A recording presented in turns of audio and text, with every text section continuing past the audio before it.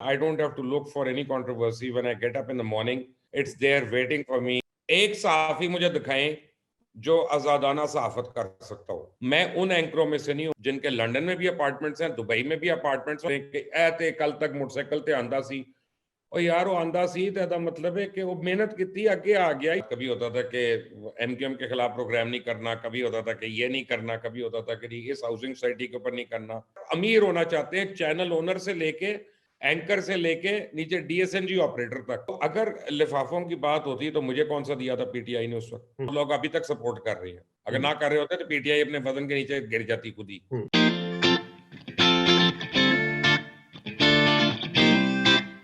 जी अस्सलाम वालेकुम। जैसे कि मैंने आपसे बारहा कहा कि इस चैनल पर मैं न सिर्फ जो मेरे ख्यालात हैं मुख्तलिफ चीज़ों के बारे में वो आपसे शेयर करूंगा, बल्कि जो मेरे दोस्त कॉलीग्स रहे हैं मुख्तलिफ औकात में उनसे भी आपकी मुलाकात कराऊंगा और उनके तासुरात भी आप तक लाने की कोशिश करूंगा। तो अगर आप चाहें तो इस चैनल को सब्सक्राइब करें ताकि इन तमाम लोगों से आपकी मुलाकात होती रहे। जैसे कि आप देख रहे हैं मेरे साथ आज जो शख्सियत मेहमान हैं, उनकी शख्सियत की कई जो है वो जहते हैं। वो इस प्रोफेशन में उन एंकर्स में से जाने जाते हैं जिनकी बहुत ज्यादा रेटिंग रही है, लोग उनको सुनना बहुत पसंद करते हैं। उनका प्रोग्राम जो है वो बहुत पॉपुलर रहा है। आजकल उन्होंने ट्रांजिशन कर लिया है सोशल मीडिया की तरफ। इनसे बात करेंगे थोड़ी सी इनकी जात के हवाले से भी, इनके करियर के हवाले से भी और आजकल जो पाकिस्तान में हो रहा है उसके हवाले से भी। मुबशर साहब, आपका बहुत शुक्रिया। अस्सलाम वालेकुम जी, थैंक यू वेरी मच, और आपके व्यूअर्स को भी अस्सलाम वालेकुम। मुबशर साहब, मैंने जैसे कहा अपने इंट्रोडक्शन में कि आपकी जात के कई पहलू हैं।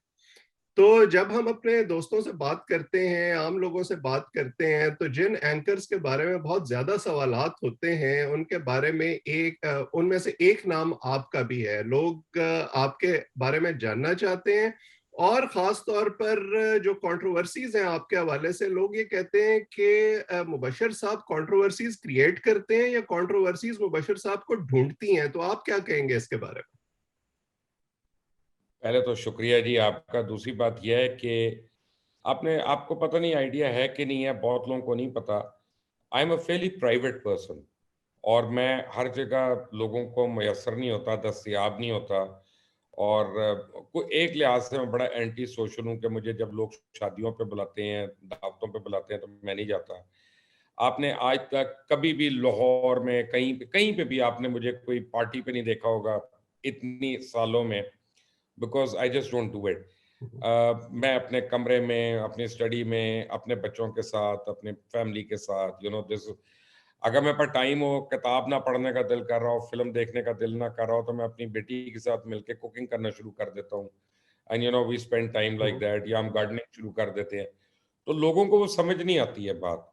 अच्छा, और लोग उसको जरा गलत भी समझ लेते हैं, लेकिन fact of the matter is के कंट्रोवर्सी जो है ना, I don't have to look for any controversy when I get up in the morning. It's there waiting for me handy. And from from the age of 11 that has been my hallmark, I कह ले। Controversies follow me. But आपको मैं एक बात बताऊं कि हमारा एक प्रॉब्लम है, बल्कि दो प्रॉब्लम्स है। हमारा एक सबसे बड़ा प्रॉब्लम है कि हर एक को हमने ब्रैकेट में डालना होता है कि जी उवैस सलीम राइटिस्ट है, कि उवैस सलीम लेफ्टिस्ट है, कि ये अमीर है, कि ये गरीब है। हमने ब्रैकेट्स में डालना है।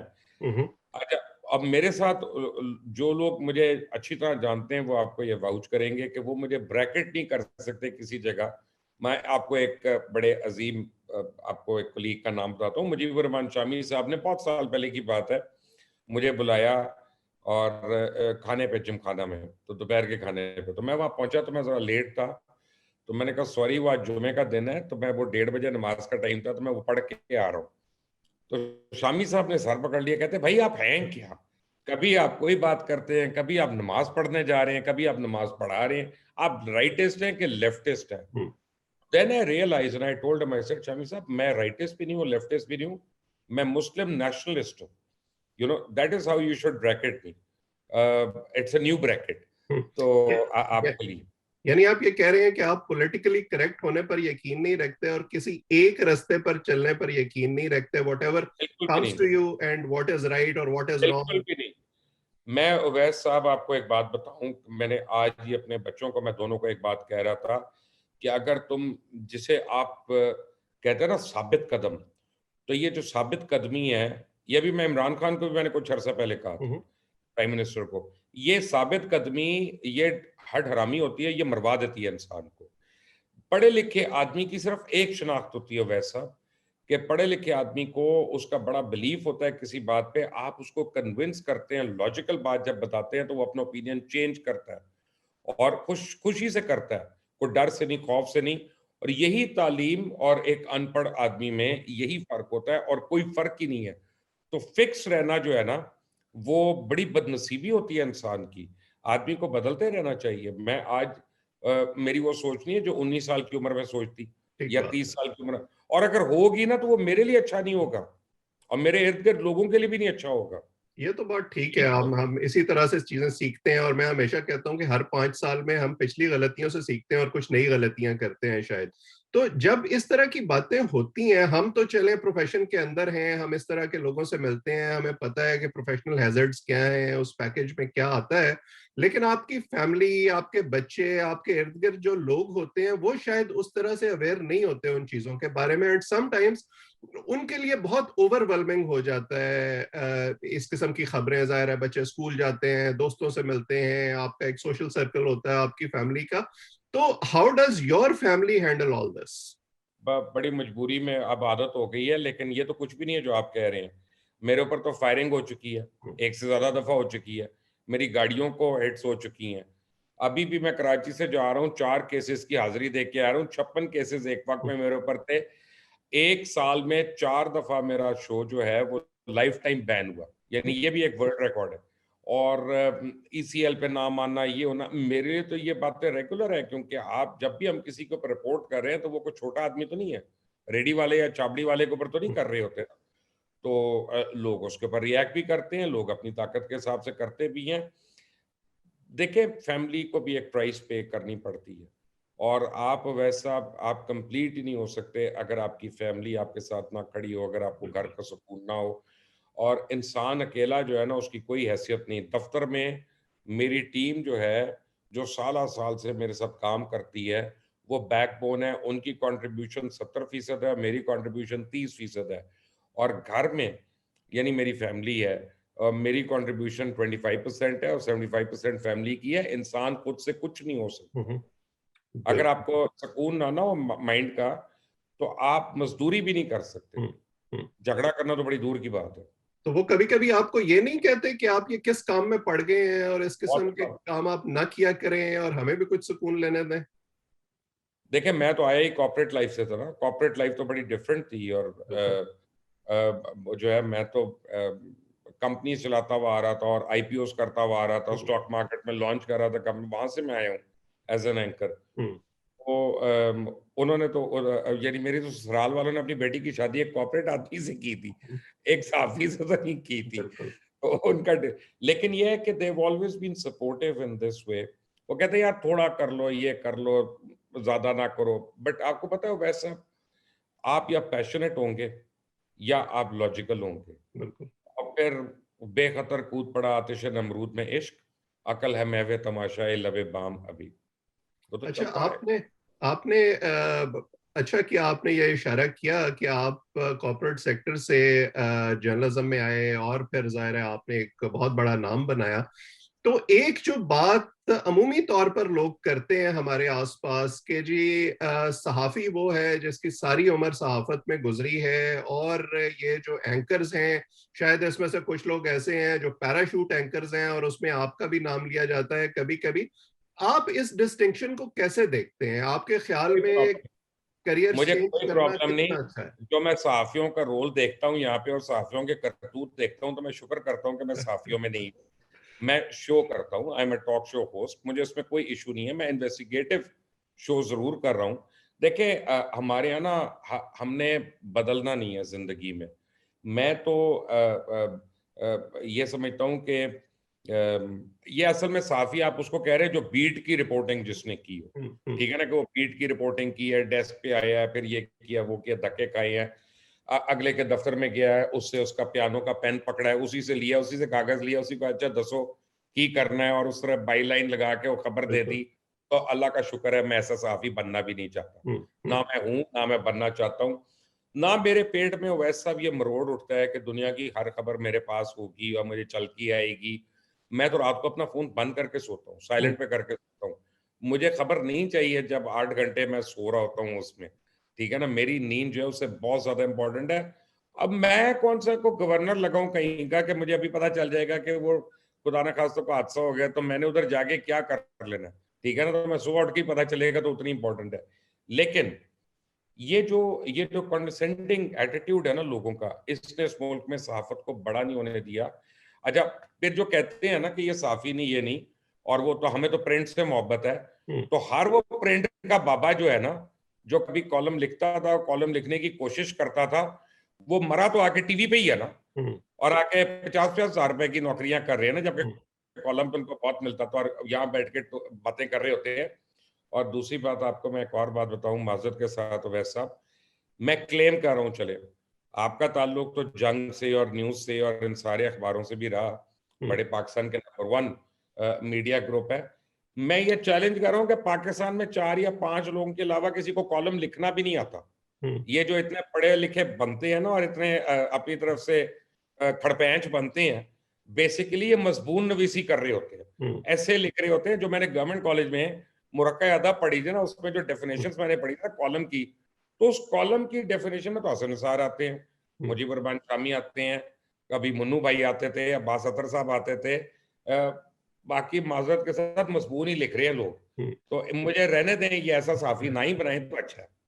अच्छा, तो हम फिर ये ठंड पैगी है, जी जी आप ठंड बात पैगी करें। तो आप नहीं, आप देखें, ये मैंने मुल्क से बाहर निकल के सीखा कि जितनी स्ट्रेट जैकेट किस्म की हमने अप्रोच पाकिस्तान में बनाई हुई है ना, कि आपने अगर एफएससी में इंजीनियरिंग पढ़ी है तो आप इंजीनियर बन सकते हैं, अगर आपने मेडिकल पढ़ी है तो आप आगे मेडिकल कॉलेज में जा सकते हैं, या आपने अगर सारी जिंदगी जो है वो सहाफत की है तो ही आप सहाफी कहलाएंगे। पूरी दुनिया में ये नहीं है। लोग जो है अपने प्रोफेशन चेंज करते रहते हैं, लाइन मैं चेंज कड़वी करते बात कह रहते हैं। दूं वैसे, जी जी कड़वी बात कहूं, बिल्कुल मैं कह। चैलेंज कर रहा हूं पाकिस्तान के अंदर, एक सहाफी मुझे दिखाएं जो आजादाना सहाफत कर सकता हो, एक सहाफी दिखाएं। और मैं आपको बताता हूं, आज मैं आपको वैस साहब आपको अपना सबसे बड़ा डिलेमा शेयर करता हूं कि हमारे मुल्क में सहाफत आजाद हो ही नहीं सकती, कम से कम अभी तो नहीं हो सकती।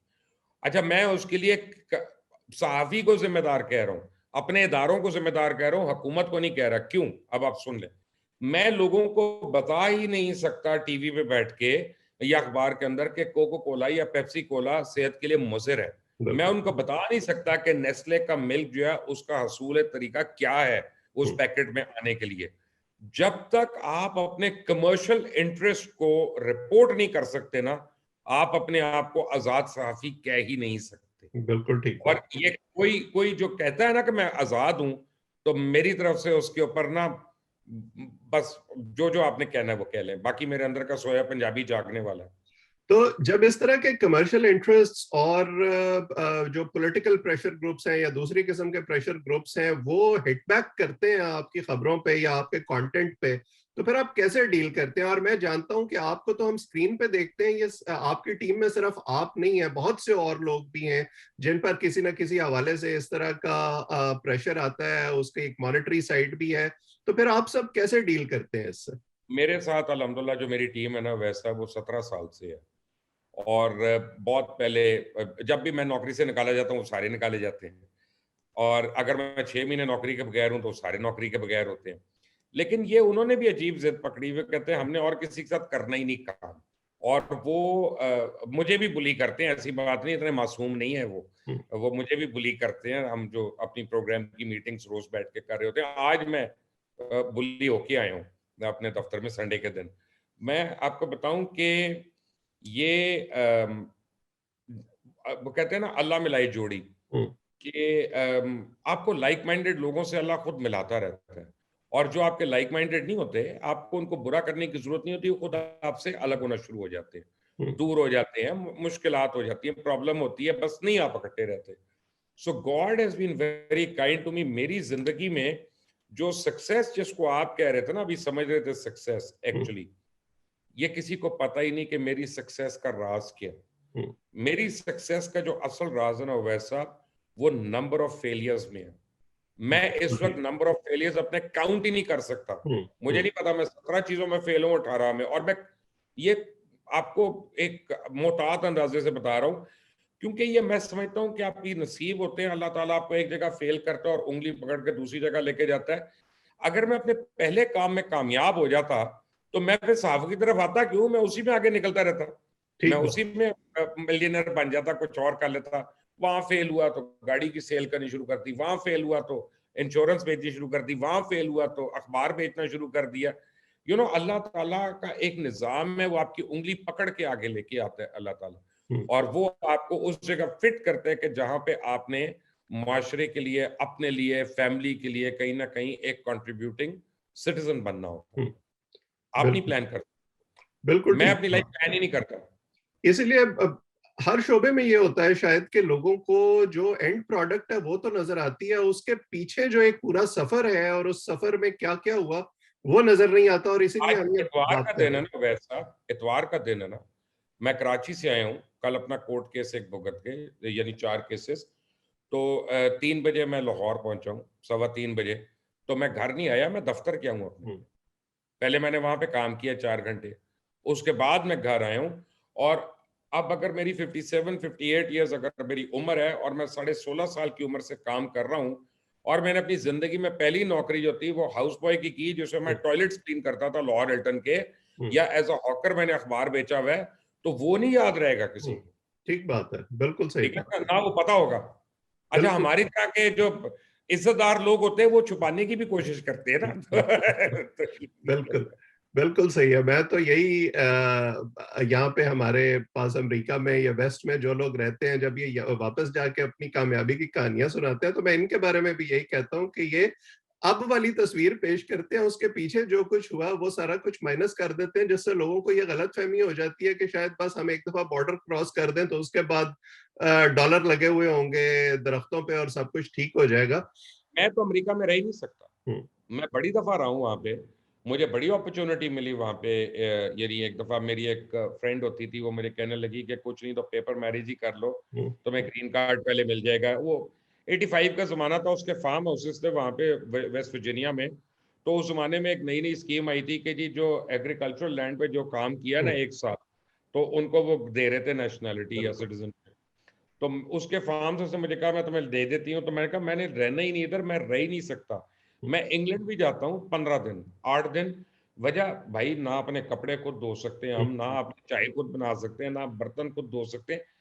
हमें इस मुल्क ने बेकार कर दिया है। अल्लाह ताला ने इस मुल्क में हमें इतनी अय्याशियां दी हुई हैं कि बाहर निकल के तो हमें फटीग होता है यार, बिल्कुल सही बड़ा बात है। मुश्किल। अच्छा, आपको आपने अपनी स्ट्रगल्स का भी जिक्र किया, आपने अपनी कॉर्पोरेट लाइफ का भी जिक्र किया, एंड नाउ यू आर माशाल्लाह वेरी सक्सेसफुल। तो आपको अगर मैं ये कहूं कि आप पाकिस्तानी मीडिया के ग्रेटेस्ट शोमैन हैं तो शायद ये गलत नहीं होगा। उर्फ आम में इसको लोग ये भी कहते हैं कि मुबशर लुकमान तो जहाजों वाले एंकर हैं। तो क्या ये लाइफस्टाइल मैं जो वजह है। बता देता हूँ, मैं उसकी वजह बता देता हूँ। I follow my heart. I do not follow my mind. I'm very clear about that. मैं उन एंकरों में से नहीं हूँ माजर साहब, जिनको आप भी जानते हैं, मैं भी जानता हूँ, आपके लिए मैं मुश्किल नहीं कर रहा, जिनके लंदन में भी अपार्टमेंट्स हैं, दुबई में भी अपार्टमेंट्स हैं, उनके बच्चे वहाँ लैम्बोर्गिनीज भी चलाते हैं, फरारी भी चलाते हैं। वरना भी अपने दोस्त मुर्तजा अली शाह को फोन करके पूछे मैं किस किस की बात कर रहा हूँ, या अजहर जावेद को पूछा ना, वो भी बता देगा वहाँ लंदन में। मेरा का जो भी है ना वो इस मुल्क में है। मैं अपने मुल्क में रख रहा हूं, मैं टैक्स पेयर हूं यहाँ का, मेरा राइट है अपनी लाइफ लीड करने का। लोग ये भूल जाते हैं कि मैंने 49 की एज में आके, जब मुझे 5 स्टेंट्स मेरे हार्ट में थे, उस वक्त मैंने फ्लाइंग शुरू की, and I am an accomplished pilot today at my age अल्हम्दुलिल्लाह। और हर साल मेरा मेडिकल चेकअप होता है यार, कम से कम मेरी मेहनत की तो दाद दे लेना। अभी थोड़े दिन पहले मैं लाहौर कलंदर के हाई परफॉर्मेंस वहां पे सेंटर पे गया था, तो आकिब जावेद वगैरह सबसे मेरी शर्त हुई, तो मैंने 35 साल के बाद बैट हाथ में पकड़ा था वैसा, तो उन्होंने मशीन से मुझे अपना हाई स्पीड पे बॉलिंग की, मैं आपको वीडियो भेज देता हूँ। तो इवन इंजमाम ने मुझे कहा, यार तेनू नजर आ रही है सही तरह? मैं कहा मैं तो अनक भी नहीं पाई गिनजी भाई। देखो अल्लाह तक देखें, आपको इस मुल्क में हम पता नहीं रैग्स टू रिचेस वाले को या सक्सेस स्टोरी के हम क्यों खिलाफ है। खामखा में हम खिलाफ होते हैं कि ऐ ते कल तक मोटरसाइकिल ते आंदा सी, और यार वो आंदा सी तो ਇਹਦਾ मतलब है कि वो मेहनत ਕੀਤੀ ਅੱਗੇ ਆ ਗਿਆ ਜਾਂ ਕਿਸਮਤ ਅੱਛੀ ਸੀ, ਤੂੰ ਜ਼ਰੂਰ ਉਹਨੂੰ ਮੋਟਰਸਾਈਕਲ ਤੇ ਹੀ ਵੇਖਣਾ ਸੀ ਕਿ ਪਲਾਗੋ ਦਾ ਕਚਰਾ ਫਸਿਆ ਹੋਏ ਤੇ ਔਰ ਕੋਨੇ ਤੇ ਰੁਕਿਆ ਹੋਏ ਜਾਂ तेरे ਕੋਲੋਂ पैसे मांग रहे होए। बिल्कुल ठीक। लेकिन जिस खौफ का इजहार किया जाता है उसके बारे में भी मैं आपसे पूछना चाहूंगा कि शायद जो अब नए लोग प्रोफेशन में आ रहे हैं वो उस सारी स्ट्रगल से नहीं गुजरना चाहते जिससे गुजर के आप यहाँ तक पहुंचे हैं, और उनको इस रूट तक का शॉर्टकट चाहिए जिस तक पहुंचने के लिए फिर वो तमाम काम करते हैं जो नहीं करने चाहिए। क्या कहेंगे इसके बारे में? देखिए वो दो डिफरेंट बातें हैं, एक ग्रीड है और एक एफर्ट है। जो ग्रीडी आदमी है ना, वो तो कास्टिंग काउच का शिकार होगा, वो जिस मर्जी फॉर्म में कास्टिंग काउच हो, ठीक है ना, उसने उसका शिकार होना है, चाहे वो फिल्म का हो, चाहे वो जॉब का हो, चाहे वो नर्स हो, चाहे वो डॉक्टर हो, वो तो हर प्रोफेशन में। हमारे ज़माने में और आज के ज़माने में एक बड़ा फ़र्क है, और मैं आपको ये बताऊँ, ऑन ऑन रिकॉर्ड बता रहा हूँ, आज का ज़माना हमारे ज़माने से लाख दर्जे बेहतर है। कोई ऐसी क़यामत की बात नहीं है। मैं उसकी रीज़न आपको बताता हूँ। जब मैंने गवर्नमेंट कॉलेज से ग्रेजुएट कर रहा था ना, तो ये आफ्ताब इकबाल भी, ख्वाजा साद रफ़ीक, ये सारे मेरे क्लास फेलोज़ थे, हम एक ही क्लास के थे।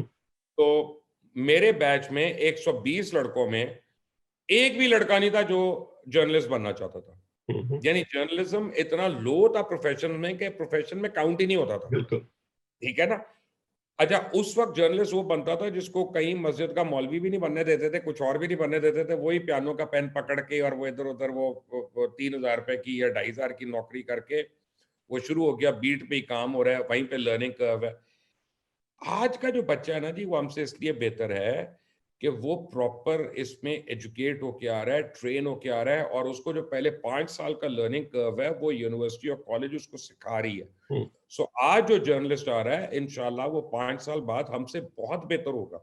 जो हमारी क्वालिटी थी 5 साल के बाद, उनका 5 साल के बाद क्वालिटी हमसे बहुत बेहतर होगी। हमारे में से जिन्होंने मैथ्स कॉम पढ़ा हुआ है ना, उनके ऊपर भी आफरीन है, क्योंकि वो इतनी सी एक किताब होती थी जिसमें ना मैथ्स था, ना कॉम था, ना कुछ था। ठीक है ना? तो उसके मुतालिक भी कहना बेकार बातें हैं। I think today our younger generation is much more educated than we are, and they are more capable of handling issues because वैसा अब जो उनको टूल्स अवेलेबल है ना अपने एक्सप्रेशन के लिए, वो हमें नहीं अवेलेबल थे। बिल्कुल। मुझे मुझे मेरे पास कोई ऐसा टूल नहीं था जिसे मैं चेक करूं, अगर मैं एक सब एडिटर हूं, कि यार ये रिपोर्ट जो है या कॉलम जो है ये प्लेजराइज तो नहीं है। मुझे अपने मैं हर एक आदमी जिंदगी में तो एम ए नियाजी नहीं हो सकता ना। By the way, M A Niazi was also my classfellow at that time. और वो अब मुझे याद नहीं बनना चाहते थे कि नहीं बनना चाहते थे, लेकिन फिर वो अकेला एक अनोखा आदमी तो है ना वो एम ए नियाजी, बिल्कुल। इसमें कोई शक नहीं है। बिल्कुल लेकिन एम ए नियाजी की जो मेमोरी है वो तो किसी नॉर्मल इंसान की हो नहीं सकती ना। ठीक बात।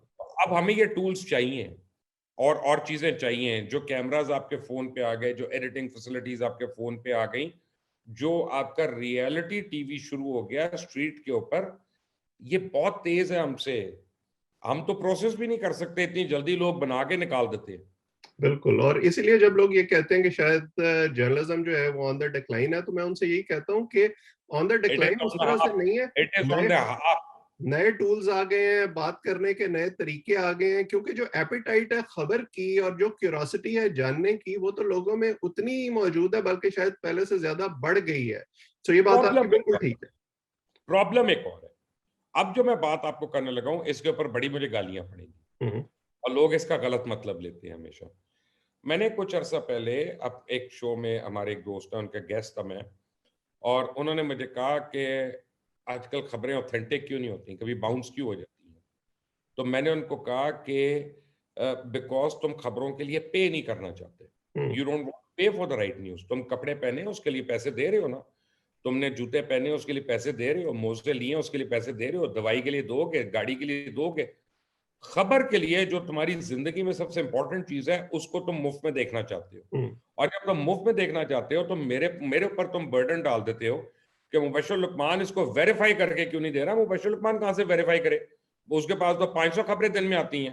अब 500 खबरों को अगर वेरिफिकेशन के टूल में से मैं गुजारता हूँ और 15-15 रुपए भी हर खबर की वेरिफिकेशन पे अगर मेरा लगता है, मैं खुद बैंकरप्ट होऊंगा, खुद कहूंगा कि आपको मैं 4 खबरें दूंगा एक दिन में। तो भाईजान, जिस मुल्क में जब तक खबर की वैल्यू नहीं होगी, आप सही खबर के लिए पे नहीं करेंगे, जैसे आप न्यूयॉर्क टाइम्स को करते हैं, जैसे आप वॉशिंगटन पोस्ट को करते हैं, जैसे आप केबल नेटवर्क्स को करते हैं, तब तक आपको कदर नहीं होगी और अगलों के ऊपर जिम्मेदारी का ओनस नहीं होगा।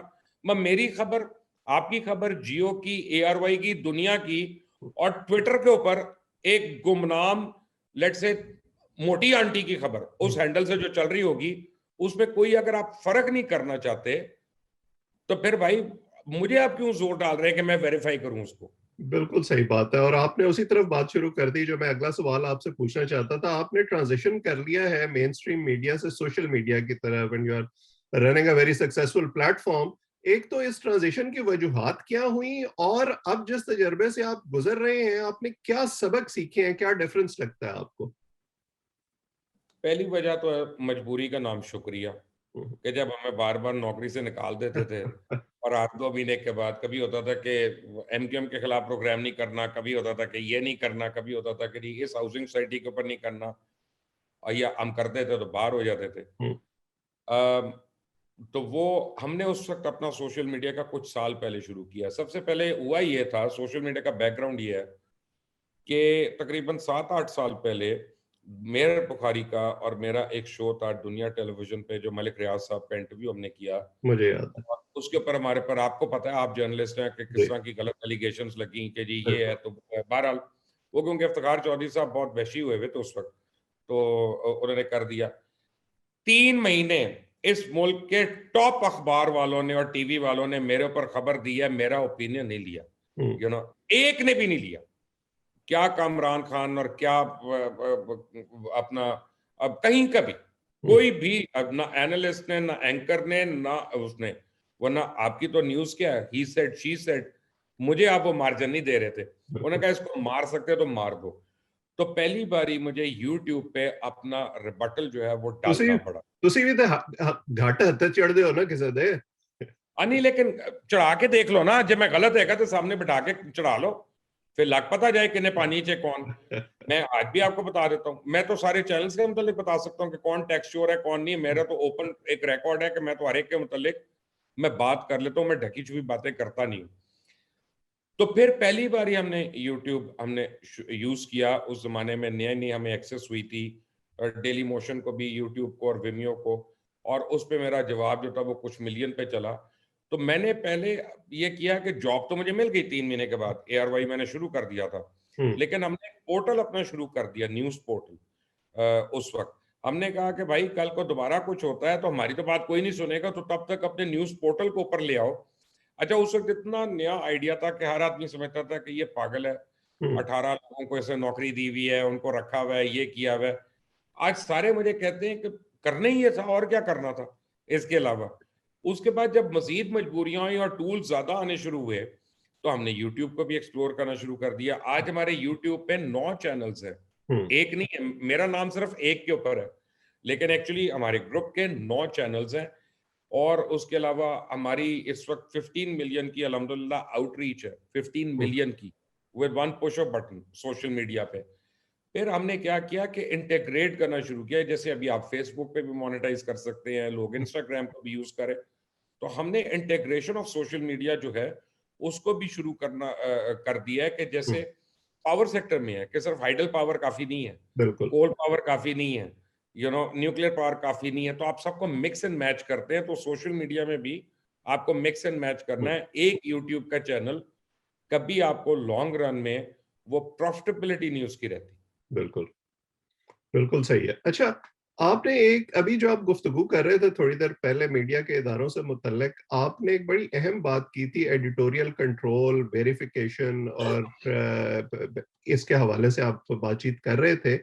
तो ये जो हमारे यहाँ एक डिबेट है कि जिस तरह से प्रोलिफरेशन हुई है मीडिया की, तो ऐसे लगता है कि वो जो एडिटर का इंस्टीट्यूशन है वो बीच में से माइनस हो गया है। सेठ का कंट्रोल डायरेक्ट हो गया है? आपने क्योंकि हर लेवल पर एक तरह से इंटरेक्ट किया है जब ये सारी ट्रांजिशन हो रही थी, आपको बुनियादी मसला कहाँ लगता है? ह्यूमन रिसोर्स डेवलपमेंट ही नहीं है। हम्म, कौन से चैनल पे कोई ट्रेनिंग प्रोग्राम्स हैं? देखें, जियो और एक्सप्रेस ने किए थे बहुत शुरू में, जब वो शुरू कर रहे थे। हम्म, और उन्होंने क्या किया था कि टेक्निकल लोगों को बुलाते थे कि कैमरामैन को ट्रेन कर रहा है, प्रोड्यूसर को आके ट्रेन कर रहा है, और वो एक नेटवर्क का आपको अमल समझा रहे थे। लेकिन जो इलेक्ट्रॉनिक मीडिया है उसके मुतालिक अभी भी नहीं पता पाकिस्तान में लोगों को। हम तो समझते हैं, अगर पता होता, चले मैं आपको एक आर्ग्यूमेंट देता हूं। पाकिस्तान में न्यूज एंकर बनने के लिए जरूरी है कि आपकी 20 से 25 साल उम्र हो, आप एक फ्लूसी बनी हो, और इतना मेकअप कर लें कि यूनाइटेड बेकरी की पेस्ट्री लगे आप, और उसके बाद आप सामने बैठ के बता दें आज नेतन्याहू ने ये कहा, आज यासर अरफात को ये हो गया, आज फला को ये हो गया। पता है आपको, 22 साल की बच्ची है, बेटी है मेरी इस उम्र की, हम्म, यानी ये नहीं इसको खबर पता। अमेरिका को जब आप देखते हैं तो वो न्यूज कास्टर्स को मिडिल एज और अबव रखते हैं ताकि अपनी न्यूज को ऑथेंटिक कर सकें। हमने न्यूज को भी ऑर्नामेंटल वैल्यू देना शुरू कर दी। ये हमारी सेठ की इंटेलिजेंस या उसका जो इन्वॉल्वमेंट थी ना उसके अंदर थी। एडिटर ने तो खत्म होना था न्यूज में, हम्म, लेकिन तो हमने न्यूज में दो चीजें खत्म कर दी, बिकॉज हम अपने अपने आप को, हम हर चैनल जो है उसको लीन और मीन रखना चाहते हैं। देखिए, मुझे इसलिए पता है, मैंने 4 से 5 चैनल लॉन्च किए हैं। हम्म, यानी एआरवाई भी सबसे पहले मैं उनका चीफ एग्जीक्यूटिव था जब लॉन्च हुआ था। हम्म, उस वक्त तक और कोई नहीं था, और मैं उस वक्त प्रोड्यूस भी करता था प्रोग्राम्स वहां पे। उसके बाद बोल को भी किया, उससे पहले मैं एनटीएम में था, तो I understand the network psyche. अब हमारे यहाँ एडिटोरियल बोर्ड नहीं होगा। हम्म, अगर हमारे यहाँ एडिटोरियल बोर्ड होगा ना, तो वो कोई इमदादी किस्म का होगा कि भाईजान आप वैसा मेरे एडिटोरियल बोर्ड पे आ गए, आप मेरे बोर्ड ऑफ गवर्नर पे आ गए, दूसरे दोस्त को मैंने ले लिया, सोहेल वड़ाइच को मेहनत करके ले लिया, हाँ जी। उनकी कोई वैल्यू नहीं है। हम्म, एडिटोरियल बोर्ड वो होता है जो आपको एडिटोरियल गाइडलाइंस देता है और आपको बताता है कि अब हमने इस हफ्ते ये करना है और इस हफ्ते हमारा ये होना चाहिए। जो खबरें हैं वो अलग है, लेकिन आपका जो शिफ्ट है और आपका जो एंगलिंग है या फोकस है वो किस तरह होना। हम्म, फिर हमारे यहाँ लीगल डिपार्टमेंट्स का इनपुट कोई नहीं है, हमारे ऊपर लाइबिलिटी का पता ही नहीं हमें कि यार हम जो बातें कर रहे हैं वो दुनिया के, अब आप सैटेलाइट पे जा रहे हैं। अब मैंने किए प्रोग्राम, उनमें मैं भुगता भी, मेरे चैनल को भी भुगतना पड़ा, क्योंकि जब वो ट्रांस अटलांटिक जा रही है या जब वो पैसिफिक के दूसरी साइड पे जा रही है, तो भाई उधर कवानीन डिफरेंट हो गए हो, तो कहीं ऑफ कॉम आ गया, कहीं कुछ और आ गया, कहीं कुछ और आ गया। तो लीगल एंटिटीज होनी चाहिए जो कांस्टेंट आपके प्रोग्राम्स को रिव्यू करें और आपको बताएं कि नहीं भाई, हम लोग अपने आप को ग्रो तो करने नहीं चाहते, हम रिच होना चाहते हैं, हम्म, और वैसे अमीर होना चाहते हैं, चैनल ओनर से लेके एंकर से लेके नीचे डीएसएनजी ऑपरेटर तक। बिल्कुल, जिम्मेदारी नहीं हम करना चाहते, ह्यूमन रिसोर्स डेवलपमेंट ही नहीं है हमारी, है ही नहीं। बिल्कुल। ये दूसरी जी, जी। दूसरी आपको बड़ी इंपॉर्टेंट बात बताऊं, रिपोर्टर के लिए बुनियादी दो चीजें चाहिए कि उसका पढ़ा लिखा होना चाहिए, यानी पढ़ेगा और लिखेगा, ये उसके लिए हम्म, जरूरी है। माजरत के साथ एंकर के लिए जरूरत ही नहीं है। ठीक बात है। हमारे यहाँ तो जिसका रंग हो रहा हो, 4 लफ्ज अंग्रेजी के बोलता हो, वो पढ़ा लिखा है। हम्म, बिल्कुल सही बात है। और जब आप प्रोग्राम से या बुलेटिन से 5 मिनट पहले मेकअप रूम से निकलेंगे और अपने प्रोड्यूसर से पूछेंगे या पैनल वाले से पूछेंगे कि आज की खबरें क्या हैं, तो फिर तो इसी किस्म का कंटेंट होगा जो हमें देखने में आता है। तो वैसे फिर हम ये समझें कि जो पीटीआई की हुकूमत इल्जाम लगाती है कि खबरें जो हैं वो गलत होती हैं और लोग लिफाफे लेते हैं, उसमें बड़ी हद तक मेरिट है। नहीं, पीटीआई की हुकूमत झूठ बोलती है और बिल्कुल गलत कहती है। उसकी वजह ये है कि देखें, ये मैंने एक दफ़ा प्राइम मिनिस्टर को बताने की कोशिश की थी, लेकिन उन्होंने अनसुनी कर दी थी। 14 साल मैंने पीटीआई को बड़ी ओपनली सपोर्ट हम्म, किया। मैंने तो कंटेनर पे खड़े होकर किया, मैं तो वहां पे प्रोग्राम किया जब मेरा प्रोग्राम बैन हो गया था। तो अगर लिफाफों की बात होती तो मुझे कौन सा दिया था पीटीआई ने उस वक्त? हम्म, और अगर आप मियां नवाज शरीफ या आसिफ अली जरदारी पे आपने ये इल्जाम लगाना ही है, तो उस वक्त तो वो हुकूमत में थे बतदरीज एक दूसरे के बाद, तो उस वक्त उनके लिए मुझे लिफाफा देना आसान था कि आज प्राइवेट हैसियत में उनके पास हम्म। आसान है। ये वैसे बड़ी इंपॉर्टेंट डिस्टिंक्शन है जो मैं अपने पीटीआई के तमाम दोस्तों से पूछता हूँ कि हाँ। मुस्लिम लीग नून हुकूमत में होते हुए तो इन सब लोगों को लिफाफे दे के खरीद नहीं सकी, ऑपोजिशन हाँ, में जाते ही इन्होंने लिफाफे लेने शुरू कर दिए। दूसरी बात आपको बताता हूँ। दूसरी बात यह है कि हमें प्रोग्राम्स करने से कभी रोका नहीं गया। देखिए, जो हमारे पास बैन लगा वो अदालतों के थ्रू लगा, किसी ने को प्रूव करने की कोशिश की, ये वो, उसको आप, या पैमरा ने अगर लगाने की कोशिश की तो आपने उसको फाइट किया, तभी तो हम दोबारा शुरू हो गए कि एक कानून था कि जहाँ पे हम लड़ सकते थे उसके लिए। इमरान खान की सपोर्ट में कभी हमें किसी ने रोका नहीं। शुरू में लोग कहते थे यार इसको अकेले को क्यों लेते हो प्रोग्राम में, कम से कम 3 को ले लो, ठीक है ना? तो हम ना उसको बनाना था। अब एक आपका तरीका कार होता है, आप सपोर्ट कर रहा हूँ, मैं तो ओपनली सपोर्ट कर रहा था, मैं कुछ ढाकी चुपी बात तो नहीं कर रहा था। इसमें एक बड़ा रूल ऑफ थंब आपको बताऊं कि 2018 के इलेक्शन से थोड़ा अर्सा पहले इमरान खान और कोई डेलीगेशन एक पीटीआई का ये टर्की गए, और आप असद उमर से पूछिएगा, आप जहांगीर तरीन से पूछिएगा, आप शाह महमूद से पूछिएगा, ये बात आपको बताएंगे जो मैं आपको भी बताने लगा। जो उनका एक इंफॉर्मेशन या फॉरेन मिनिस्टर था ना, उसने असद उमर और जहांगीर तरीन को अलग लेके गया। उसने कहा हमने तुम लोगों के ऊपर एक रिसर्च की है, और प्रॉपर बड़ी उन्होंने रिसर्च कराई और उसको वेट कराया किसी कंसल्टेंट कंपनी से, ये वो। उन्होंने कहा कि your candidate, your prime minister candidate is the product of the media and is a media poster boy, और हमें डर लग रहा है कि when you come you will disappoint people and you will not be able to deliver. तो अगर तुम्हारी कंसंट्रेशन 80-20 है ना, तो when you come in power इसको प्लीज 20-80 कर लेना। मीडिया पे सिर्फ 20% कॉन्सेंट्रेट करना, 80% अपनी गवर्नेंस पे कॉन्सेंट्रेट करना, ठीक है ना? यहाँ पे उलट हो रहे हैं साहब। और ये 2018 की आपको बता रहा हूँ, टर्की की गवर्नमेंट बता रही है आपको, यानी उन्होंने इतना होमवर्क आपको बताया। सीआईए नहीं है, मोसाद नहीं है, कोई चाइना की एजेंसी नहीं है भाई, टर्की की एजेंसी है कि जितनी भी आप उसको लिफ्ट करानी है करा लें। तो ये सबको पता है। दूसरी बात यह है कि मैं तो पीटीआई का सपोर्टर था, मेरे साथ क्या प्रॉब्लम हुई? दानिश तो पीटीआई का सपोर्टर था, उसके साथ क्या प्रॉब्लम हुई? शाहिद मसूद पीटीआई का सपोर्टर था, उस साथ क्या प्रॉब्लम हुई? मोहसिन बेग पीटीआई का सपोर्टर था, उस साथ क्या प्रॉब्लम हुई? इरशाद भट्टी पीटीआई का स्पोक्स पर्सन था, उस साथ क्या प्रॉब्लम? यार खुदा के लिए, हर आदमी पागल हो गया एक रात में। हर मेरे घर में नहीं बत्ती जा रही, मेरे घर में महंगाई नहीं हो रही है, मेरी सड़क नहीं टूटी हुई है, मेरी माँ को दवाई चाहिए और नहीं मिल रही यार, मुझे किसी को अस्पताल में पलंग चाहिए, नहीं मिल रहा। आपका ख्याल है कि हम सैलाब में बहते में आए हैं, को अलग से एंटिटी है? जिस तरह हम आपको सपोर्ट कर रहे हैं किसी और के खिलाफ, तो अगर आप सही नहीं करेंगे और हमारी अकल में समझ नहीं आएगा, हम उसकी भी निशानदेही करेंगे। आज मुझे लिफाफा मिल गया तो 14 साल मैंने लिफाफा क्यों मिस किया? अच्छा, एक बात ये भी कही जाती है, और ये पीटीआई के हामी नहीं, पीटीआई के क्रिटिक्स कहते हैं कि आप जो सपोर्ट कर रहे थे वो शायद किसी के इशारे पे कर रहे थे, और अब आपको इशारा जो है वो बदल गया। Not at all, not at all, बल्कि वो लोग अभी तक सपोर्ट कर रहे हैं। अगर ना कर रहे होते तो पीटीआई अपने वजन के नीचे गिर जाती खुद ही। ऐसी भी बात नहीं है। देखिए, मैं आपको एक बात बताता हूँ कि मुझे तो फायदा एक ही गवर्नमेंट का हुआ है। अगर आप जाती फायदे की बात करें, वो तो मुशर्रफ का था, उसने मुझे वजीर बना दिया। मुझे तो पीटीआई से ना मैंने वजारत मांगी, ना मुझे वजीर बना, ना मैंने टिकट मांगा, ना मैंने सेनेट का मांगा। अल्हम्दुलिल्लाह ऑन रिकॉर्ड है ना ये बातें, मेरी कोई एप्लीकेशन नहीं, कहीं पे कुछ नहीं।